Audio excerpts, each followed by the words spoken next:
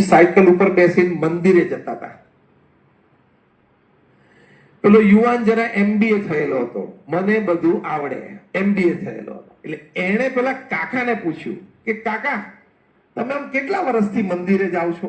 કાકા કે બેટા 50 વર્ષથી જઉં છું નિયમિત, રોજ સવારે મંદિરે દર્શન કરીને પછી દુકાન ખોલું. તો કે કાકા એક પ્રશ્ન પૂછું? કાકા કે પૂછ બેટા. કે તમે 50 વર્ષથી મંદિરે જાઓ છો, કોઈ દિવસ મંદિરની મૂર્તિમાં ભગવાનને જોયા? કાકા કે ના. તો શું તમે ધક્કા ખાવ છો? નાસ્તિક લોકોની આ બધી આર્ગ્યુમેન્ટ હોય છે.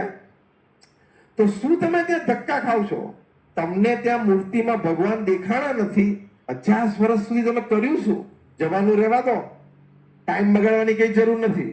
70 વર્ષની ઉંમર થઈ, હવે 5-10 જીવવાના છે, શાંતિથી ઘરે આનંદ કરો ને, મંદિરે જવાની કઈ જરૂર નથી. કાકા કે તું નીચે આવ એટલે આપણે વાર્તાલાપ બરોબર કરીએ. ગેલેરીમાં ઉભો ઉભો બોલતો હતો, કાકાએ પછી નીચે બોલાવ્યો અને પછી કાકા એક બહુ સુંદર દ્રષ્ટાંત આપ્યું કે રાત્રે બધો ટ્રાફિક બંધ થઈ જાય ને બધા માણસ ઘરમાં જતા રહે, પછી રોડ ઉપર બધા કૂતરાઓ ભેગા થઈને બસતા હોય, એ અવાજ તે સાંભળ્યો છે? તો કે હા, ઘણી વાર, એમાં શિયાળામાં વધારે. તો કે એક કૂતરું ભસે, એની પાછળ બીજા બધા ઘણા કૂતરા ભસવા માંડે, તે સાંભળ્યું? તો કે હા, એક કૂતરું દોડતું આમ એક તરફ બસતું બધું, તો બીજા બધા કૂતરાની પાછળ ભેગા જ જાય, આજુબાજુના છે બધા ભસવા માંડે.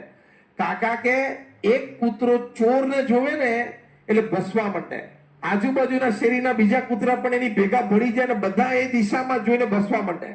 બીજા બધા કૂતરાઓએ ચોરને જોયો નથી, પણ વિશ્વાસ છે કે અમારામાંથી એક જણાએ જોયો છે ને ભસે છે ને, એટલે છે તો ખરો જ. અમારામાંથી એક જણાએ ચોરને જોયો છે અને ભસે છે, એટલે ગાંડો તો નથી, એટલે અમારે એને સાથ સહકાર આપવો.